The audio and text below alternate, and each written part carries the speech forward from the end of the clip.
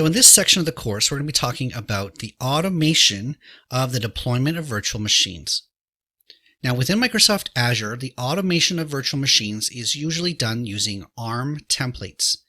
As you know, ARM is the Azure Resource Manager model, which is the modern way of organizing and deploying resources into Azure. The opposite of ARM, of course, is the ASM model, which is the classic deployment model, which we don't use anymore. So when you do a deployment of a virtual machine, you usually get a screen like this saying your deployment is complete. Now we can see, if I actually go back to this particular resource group, we can see that I've done many different deployments to this resource group, but we're going to focus on the virtual machine one. Okay. Now, one of the options we get when we're looking at deployments is to look at the template. The template consists of two items. There's the template and there's the parameter file. We could download the template, which I'm going to do, and we're then also want to download the parameter file. Now the scripts that are being presented, the CLI, PowerShell, .NET, and Ruby, only exist so that we can execute this template. These are not the PowerShell equivalents of the template. They don't replace the template. They basically require the template. Let's look at what has been downloaded. So I'm going to click it to open it. And if I bring it back into frame, you can see that it's got the template, the parameter file, and it has a PowerShell, a CLI, Ruby, and some C# code in order to deploy it. So there's 4 different methods to deploy it built into this zip file. We're going to open up these files and we're going to look into them, and we'll try to explain how an ARM template is organized, and to the requirement of the exam, how do you modify the ARM template. So here we can see inside the template.json file. Remember, we have both a template and a parameters file. Now the template.json file is in the format of a JSON file, of course. The first property is the $schema property. This schema refers to the deployment template.json URL, and that's a required field. Now the version number is a version number that you can control. So you can see here that Microsoft gives us version 1.0.0.0. But if you wanted to check this into a source repository, if you wanted to use this template as the baseline for your environment and then make changes to it, you can increment this version number so that you'll know which file is the most recent, etc. There's also a parameters file. There appear to be about 20 or so parameters being passed, and we'll review them when we get into the parameters JSON. Variables are similar to parameters, but you can see that these are basically computed fields. So the deployment template is actually taking a resource group function and the name of the resource group this is being deployed in, and constructing a virtual network ID based off that. So this is basically a area where variables are constructed. They're not input from external. The key section here is the resources section.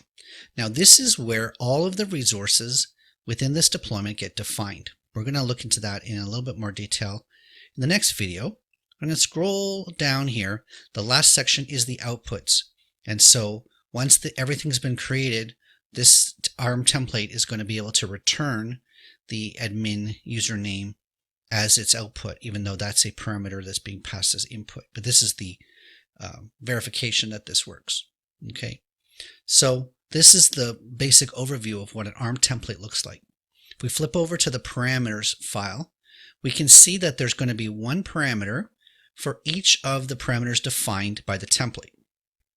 So the template has a location parameter, which is a string, and in the parameters file, the location is being sent to Central US. Now, the way that it's got these values is that when we created this resource within the Azure portal, we chose Central US as the location. Azure portal created a new virtual network interface name for us, and we accepted it. We could have changed it, and that got set into here as well. So all the values in here basically come from our selections, our choices as we were creating the resource in the portal. Now, that's the basic overview of the ARM template. In the next video, we're going to look at editing this and then being able to do deployments based on our edits. So let's look a little bit deeper into the resources section of the ARM template. Like I said in the last video, this really is where a lot of the work gets done. Let's break out, there's multiple resources that are inside this template. Let's break this down into them. So I'm going to select the first resource. This first resource says type Microsoft.network/network interfaces.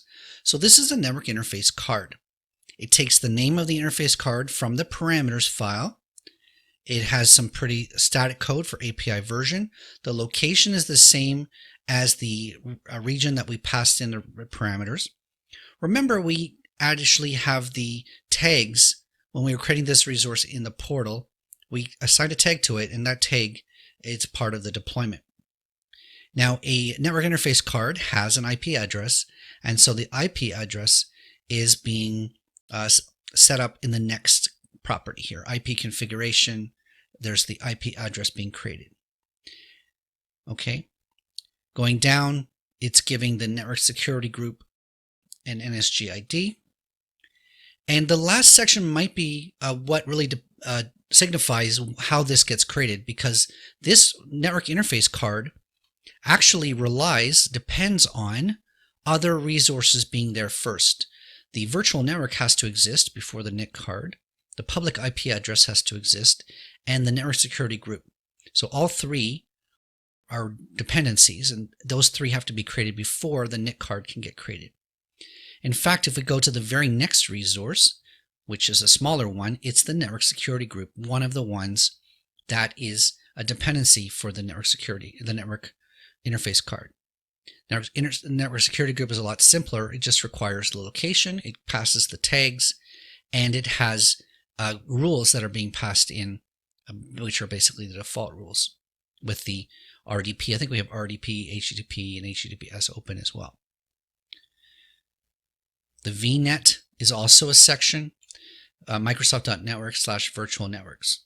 Okay, so this is basically just in JSON format. All of the choices that we made in the portal actually become, they get translated into these JSON statements, and this is what gets executed even within the portal. So really what we're seeing is a reflection of what we created. Now what Microsoft wants us to do, you're going to find on the test that ARM templates are actually a big part of the test. They certainly were a part of 7533. And there's no reason why Microsoft is going to continue talking about ARM templates, because they really think that's the backbone of managing resources within Azure, is understanding this language and being able to edit it. So it is within your best interest that you start to create these ARM templates for all of the resources. So when you're in the Azure portal creating resources, as a learning exercise, you should go grab the ARM template. I showed you how to do that by downloading the deployment after the deployment's been made. And it should make logical sense what's happening here. So this public IP address, why the tags are there, why it's in the location it is, why the IP address name, and which of the IP address SKUs is being created. Right? These are all parameters that are being passed in to create the IP address. Now, creating a virtual machine is actually quite complex, because even if you did it with PowerShell, you need to make multiple PowerShell statements in order to gather all of the resources that are required to create a virtual machine. So the virtual machine, I'm going to scroll down here. The dependency is on the network interface, and the network interface had 3 other dependencies, if you recall. We also have the schedule. Remember, we set this up with a shutdown time. We wanted this to shut down. Let's see what's in the parameters. So if I go into the parameters, network security rules, I bet you we can find that we said it was like 5 p.m. So here's a shutdown time, 1700 hours Eastern Standard Time. Okay, we don't want to be notified, and we want it, notification, if it would be in English. So you can see here 6 parameters or 5 parameters having to do with the auto shutdown specifically, which we defined when we were setting up this virtual machine. And so the auto shutdown is a whole resource that needs to be created as well. So definitely we want you to go through ARM template samples. I'm going to link you to, actually, in the next video, I'm going to show you the ARM templates that are available in GitHub. That's also a good place to start. And again, we need to get into actually making changes to this, and then we can deploy this. Let's say we deploy this into a different region with our changes, and it should work. So let's do that. So let's start with the minimum required changes to this file in order to create a new virtual machine. I'm going to go over to the parameters file. We're going to leave it in the same region, but the Azure network interface card is going to have to get a new name. So I'm going to call it AZ new NIC 123. I'm going to keep the same network security group. The network security group rules aren't changing. We'll launch it in the same virtual network. So we're not going to change the virtual network name or the subnet name. It's going to need a new public IP address. So we're going to slightly change the public IP address name. Leave the other settings the same. We're going to give the virtual machine itself a new name. So we're getting the virtual machine will have a new name. The public IP address will be new, and the network interface card will be new. Okay, so those are the 3 things that are required for this VM to be launched side by side in the same resource group in the same region as its brother. Leave the disks the same, username. We're going to have to specify a password here. It's null because Azure doesn't give it to us when we download the template, but we're going to put something in here. And I'll leave the other settings the same. I'm going to hit save on this. Now we won't modify the template itself just yet. Now you might ask yourself, well, what's going to happen? The network interface card will be the same, but the network security group is not actually changing. The network security group name is the same. The other thing that's the same is the schedule, for instance. And so, although the schedule itself is a dynamically generated thing, but anyways, what's going to happen with this virtual network, the virtual network and the network security group? Okay, those 2 things. Well, this is the great thing about the way that ARM templates work. If you are specifying a resource that already exists, let's say this name has already exists. All that Azure is going to do when you deploy it again is just going to validate that the properties of that resource match what you have now specified.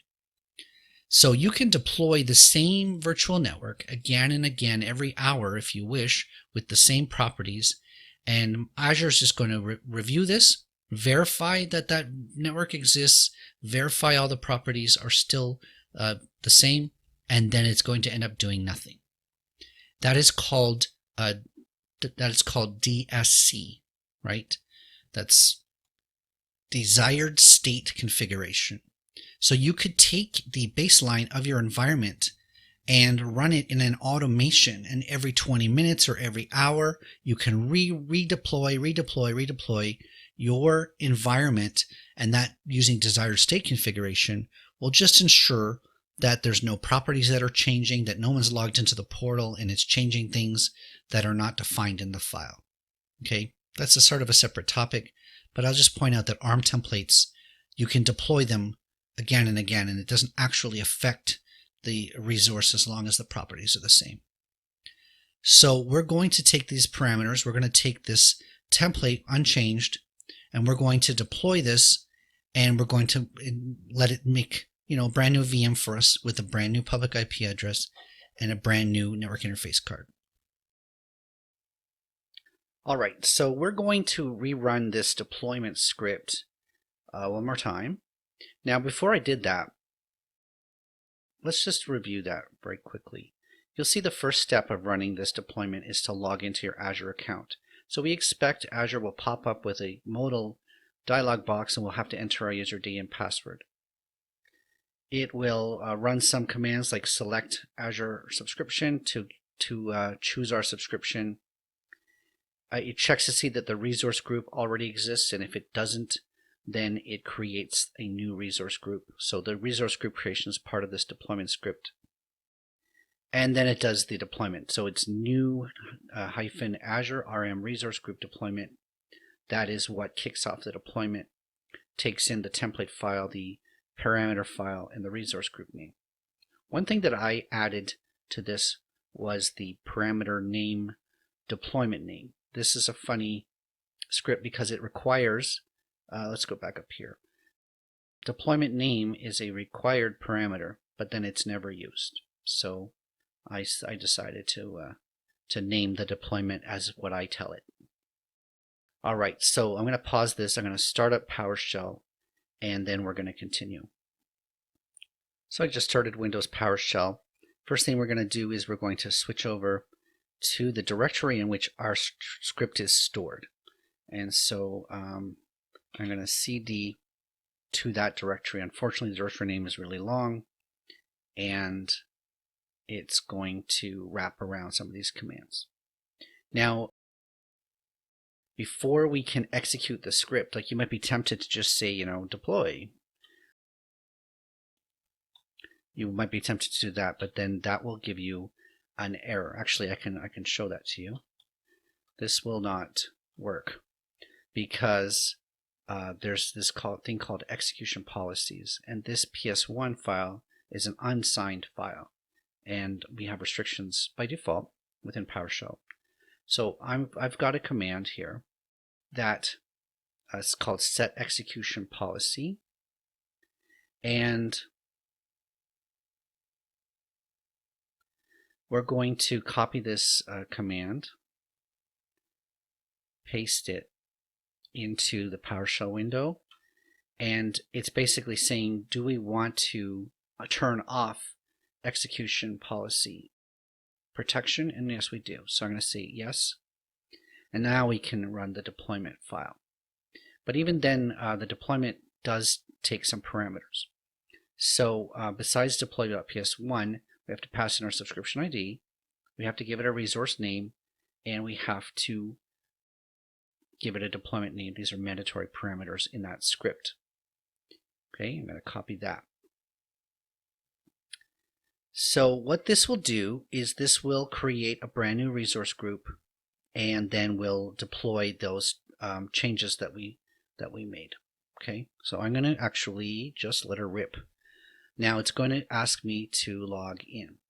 So I'm going to need to get my user ID and password here. Right.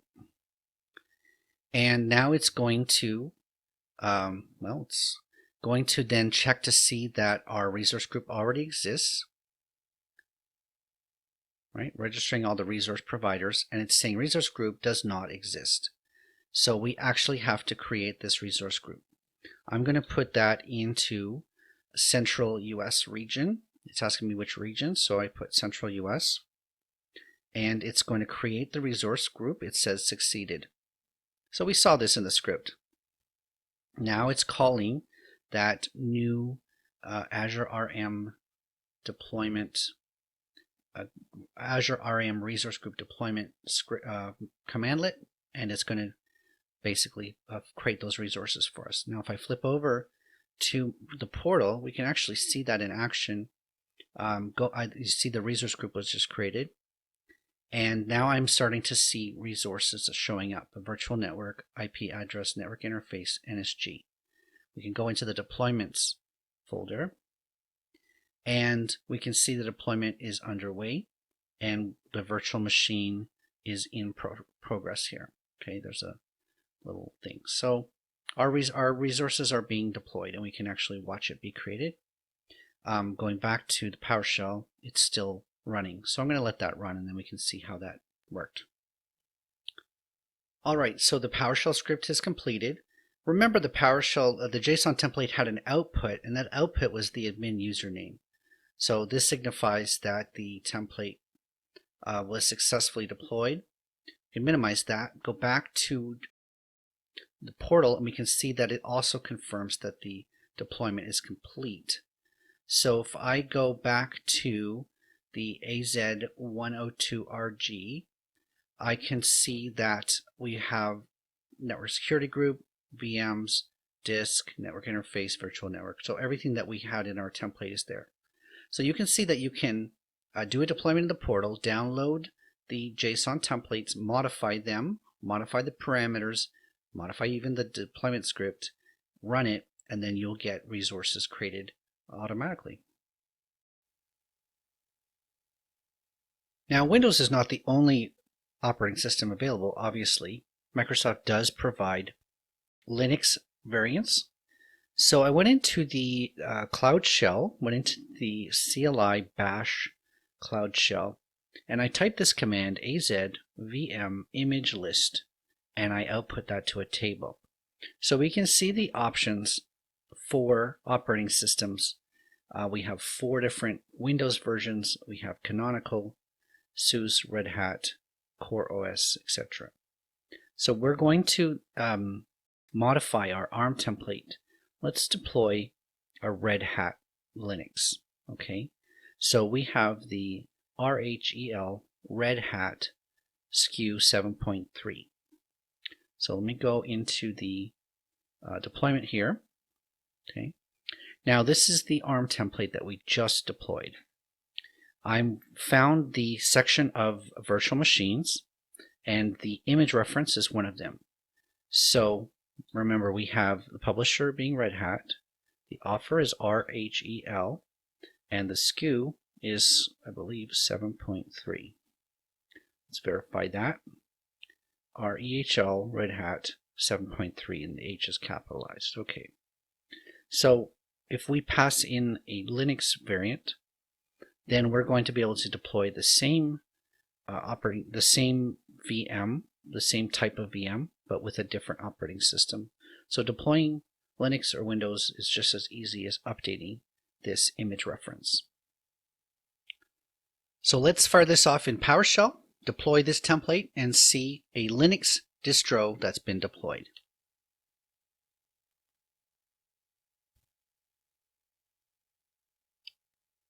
So it's running, and it says my deployment's underway. Everything's been deployed but the virtual machine. If we go into the virtual machine, we can see that it is a Linux operating system. It's in the process of being created. So deploying a Linux virtual machine is not that much different than deploying a Windows virtual machine. Of course, we haven't really dealt with how Linux and Windows, how you connect to them differently. You know, SSH is done through secure key as opposed to user ID and password, but we'll skip over that for now. But basically, it's very easy to deploy either Linux or Windows VM using ARM templates.